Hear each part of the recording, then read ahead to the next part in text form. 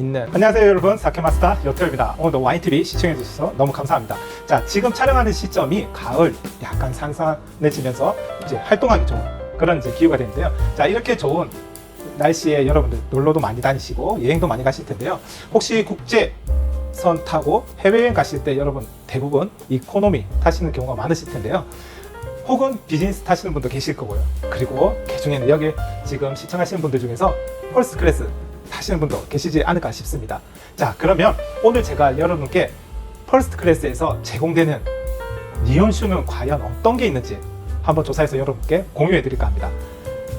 일본을 가장 대표하는 자알 항공의 퍼스트 클래스를 이용해서 나오는 서비스되는 니온슈에 대해서 한번 알아보고, 니온슈뿐만 아니라 와인, 샴페인 등은 어떻게 선정이 되는지, 그리고 어떤 것들이 있는지에 대한 부분을 오늘 여러분께 하나씩 말씀드릴까 합니다. 그리고 일본의 국적기인 자알 이외에 아나 퍼스트 클래스에 대한 부분도 조만간 조사해서 여러분께 공유해 드리도록 하겠습니다. 그리고 제가 이번 조사하면서 저도 퍼스트 클래스가 단 8석밖에 없는지 저도 이번에 알게 되었는데요. 이 퍼스트 클래스에서 이제 제공되는 니온슈 과연 우리도 마셔볼 수 있을까요? 퍼스트 클래스 타지 않은 상태에서 거기에 대해서도 한번 여러분께 안내해 드릴까 합니다. 그리고 일본에서 사케를 PR할 때 퍼스트 클래스 서비스 지정 사케에 대한 부분도 추가 라벨을 달아서 마케팅에 활용할 정도로 그만큼 입지가 그런 마케팅일 거라고 충분히 생각됩니다. 자, 그러면 여러분과 와인TV 시작해 보도록 하겠습니다. 자, 우선 니온슈 뿐만 아니라 샴페인, 와인 등 모든 주류의 선정은 전문 소믈리에가 위탁받아서 매년 퍼스트 클래스, 비즈니스석, 이코노미석 각각 제공되는 라인업 선정 기준 등 다 다르게 선정되고 있는데요. 이번 영상에서는 퍼스트 클래스만 조사해서 여러분과 공유해 보도록 하겠습니다. 우선 퍼스트 클래스의 와인, 샴페인 같은 경우는 세계적으로 활약하고 있는 마스터 오브 와인의 오이시 켄지 상이라고 하는 일본 최초의 와인 테스트너 활약하고 있는 오고시 기우씨 두 분이 자알 와인 어드바이저로 선정되어서 활동하고 있습니다. 그래서 이 두 분이 전체적으로 라인업에 대한 심사랑 필터링을 하게 되는데요. 라인업이 약 800여 개 정도 되는데요. 샴페인, 와인 등 서류 전형 후에 우선은 와인 어드바이저가 테스팅을 거듭해서 일단 필터링을 합니다. 이렇게 해서 라인업이 완성이 됩니다. 매년 이렇게 몇 개월 공들여서 차년도 제공되는 와인, 샴페인 등이 결정되는데요. 자, 그러면 니온슈에 대해서는 어떻게 진행되고 있을까요? 자, 그러면 그동안 퍼스트 클래스에서 제공되었던 라인업을 가볍게 한번 알아보도록 하겠습니다. 하쿠라쿠세이 준마이 다이긴저 미야기현입니다. 사와연 마츠모토 슈하리 도조 아키쿠치구 야마다니시키 교토 아라마사 코스모스 아키타 이소시만 나카토리 준마이 다이긴저 시조카현 주요온다이 준마이 다이긴저 야마가타현 카무시미토노 쿠헤이지 카노치 아이치현 히로키 준마이 다이긴저 후쿠시마현 코쿠류 다이긴저 후쿠이현 등 전국의 엄청난 경쟁률에서 선정된 제품만이 퍼스트 클래스 고객을 서비스를 제공되게 되는데요. 그리고 세계에서 가장 영향력 있는 컴피테이션으로 알려진 IWC 인터내셔널 와인 챌린지 사케 부분에서 메달을 수상한 일본 수를 다수 채용하고 있다고 합니다. 자, 그럼 2024년 10월부터 12월까지 3개월 동안에 제공되는 니온슈는 과연 어떤 제품을 제공되고 있는지 여러분께 안내해 드리겠습니다. 첫 번째입니다. 첫 번째, 히로키 준마이 다이긴조입니다. 히로키 준마이 다이긴조는 퍼스트 클래스만을 위해서 별도로 양조, 라벨, 디자인, 병입 시기, 니온슈 스펙 등을 특별히 요청해서 완성된 비매품 프리미엄 니온슈라고 합니다. 비매품이라고 해서 맛과 향에 대한 부분이 공개되어 있지 않는데요. 그럼에도 불구하고 서비스를 받아보고 테스팅해보고 감상평을 인터넷에서 열심히 조사해서 한번 확인해봤습니다. 마셔본 분의 소감으로는 담백한 니온슈가 많은 동북지방이라면 도쿄 기준으로 북쪽 지방, 홋카이도하고 사이에 있는 지역을 동북지방이라고 하는데요. 이 동북지방에는 드물게 니온슈를 오픈해 잔에 따르는 순간 주변에는 꽃과 같은 과실향이 가득 차고 미탄산감이 뚜렷한 산미로 니온슈보다 화이트 와인에 가까운 고급스러운 결과물로 놀랍다고 합니다. 저도 펄스 클래스에서 꼭 마셔보고 싶은데요. 펄스 클래스에서 마셔볼 수 없으니 그러면 어떻게 구매해서 한번 마셔볼 수 있는지 한번 알아봤는데 비슷한 스펙이 있습니다. 비슷한 스펙으로 히로키 준마이 다이긴조 라인을 여러 가지 한번 보시면 되는데요. 그리고 양조장에 대해서 한번 여러분께 안내드리면 이 히로키 같은 경우는 후쿠시마현 랭킹 3위 양조장인데요. 3위 하면 뭐 3위 정도라고 하시겠지만 지금은 한국에서는 후쿠시마에 안 좋은 이미지가 많죠. 원전에 대한 부분도 있고 여러 가지 있는데 원전 폭발하기 전에는 서울에서 직항도 있었고요. 그리고 제가 알기로는 약 10년 가까이 8년에서 7년 정도 이상을 전국의 신주 간평회라고 했는데요. 양조장끼리 올림픽이 있는데 이 올림픽 같은 신주 간평회 금상 받은 양조장 수를 다 더해서 각 현별로 추가적인 현 랭킹을 매기는데 8년 가까이를 이 후쿠시마가 항상 1등을 했었습니다. 그만큼 현에서는 3등이지만 전국적으로는 어마어마한 랭킹이라고 말씀드릴 수 있는데요. 아마 20위 안에 들어갈 걸로 저는 알고 있습니다. 그래서 이 후쿠시마 랭킹 3위 히로키 슈조 같은 경우는 후쿠시마 이제 아이즈라고 하는 내륙 지방의 분지 지역이 있는데 거기에서 1800년도 초에 창업했습니다. 그리고 지금은 히로키라고 하는 네이버를 사용하지만 그 이전에는 이즈미가와라고 하는 유명 상표로 사랑을 받게 됐는데 9대째인 히로키 켄지씨가 1999년 32세의 나이에 발표한 신 브랜드가 지금 오늘 소개시켜드리는 히로키입니다. 당시 시장에는 나오지 않았던 스펙이 있는데요. 그게 뭐냐면 무여과 생원주인데요. 일본은 무로카 나마 겐슈, 여과를 하지 않고 열 처리하지 않고 물을 과수를 하지 않은 그런 사케인데 지금은 지자체 시장에서는 너무 당연한 스펙이라고 할 수 있지만 이때 1999년도 당시만 하더라도 이런 스펙이 양조장 분들만 마실 수 있었던 특별한 사케였는데요. 이게 대중적으로 유통이 될 수 있게끔 이 스펙으로 스타트를 끄는 장본인이기도 합니다.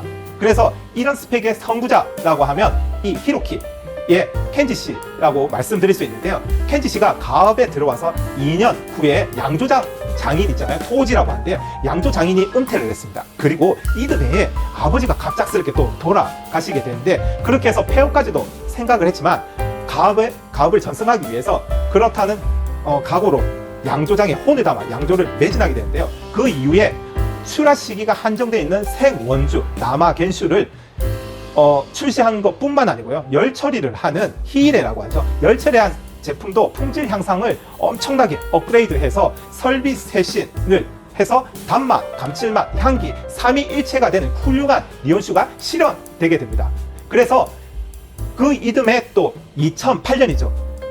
홋카이도에서 열렸던 홋카이도 오타루 지역으로 조금만 가면 토야코라고 해서 산 정상에 호수가 있대. 거기에 유일하게 있는 토야코 윈저 호텔이 있대. 거기서 열린 정상회담의 워킹 런치 만찬 니온슈로 선정되면서 더 유명해지게 됩니다. 그리고 이런 니온슈가 같은 스펙을 구하기 힘들지만 비슷한 스펙의 준마이 다이긴조 시중에서 판매가 하고 있는데 여러분께서 일본에 만약에 가신다면 일본에서 이자카야에서 레스토랑이나 준마이 다이긴조 히로키 한번 찾아보시고 한번 드셔보시면 비매품으로 나와 있는 펄스 클래스의 준마이 다이긴조는 약간 차이는 있을 수 있는데 좀 비슷한 느낌으로 한번 드셔보실 수 있지 않을까 싶습니다. 그래서 첫 번째 펄스 클래스 제공되는 사케에 대해서 안내드렸습니다.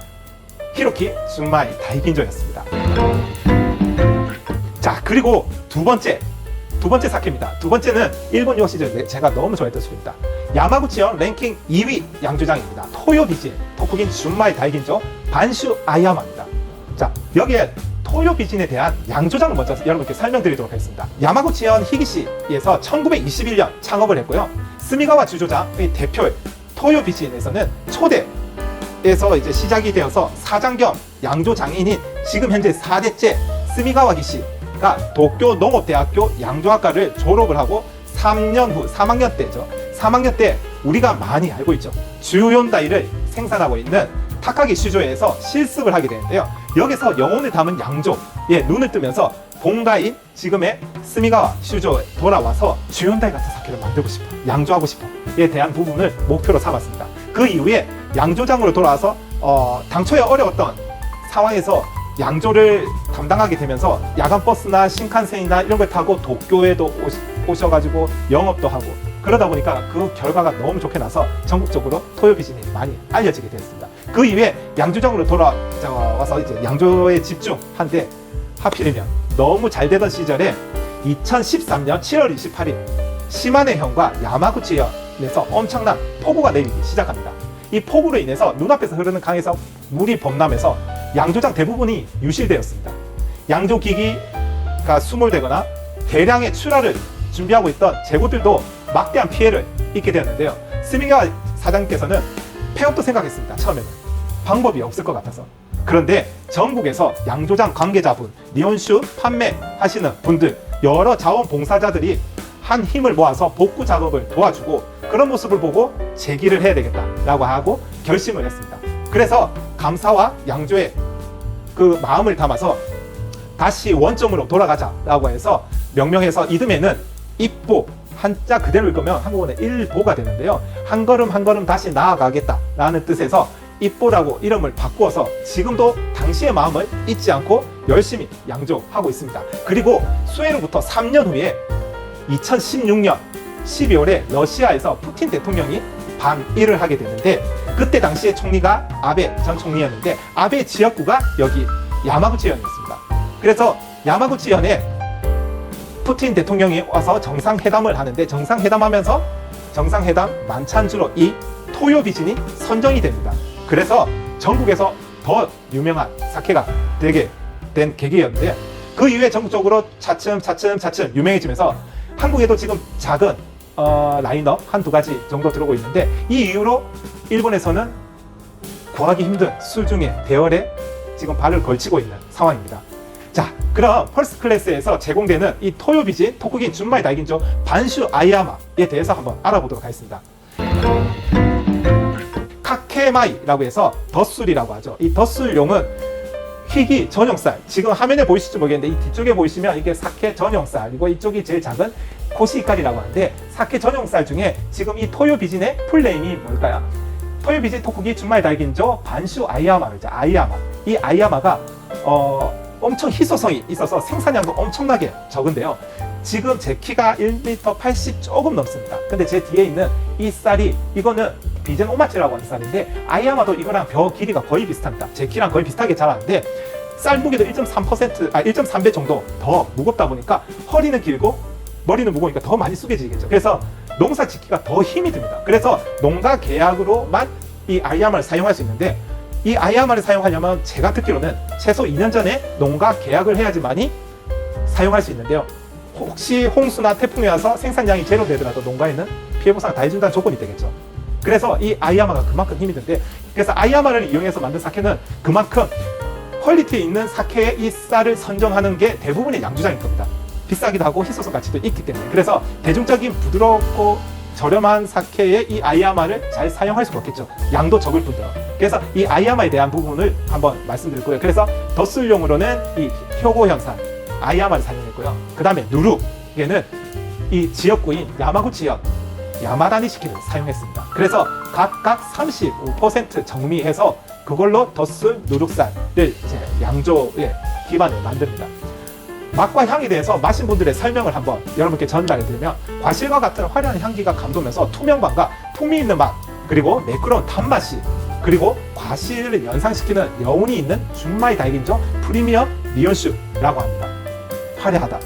그리고 식전주. 그러면 자 이걸 어떻게 마시면 좋을까요? 음용 온도 때는 절대적으로 차게 마시는 게 좋을 것 같습니다. 데워 마시면 이 과실향이라든지 꽃향이 온도로 인해서 무임해지겠죠. 그래서 이런 술은 꼭 데워 마시지 마시고 차게 마시는 것. 그리고 화려한 향 타입이기 때문에 가급적이면 볼이 좀 넓은 글라스를 이용해서 마시면 좋습니다. 우리 소주잔처럼 볼이 없는 잔으로 하면 향이 많이 디테일하게 맡기 힘들겠죠. 그래서 볼을 넓은 잔에다가 마시면 향이 딱 잡아주면서 마시기 편하고 테스팅하기 편하겠죠. 그래서 화이트 와인 글라스에 마셔도 괜찮을 것 같습니다.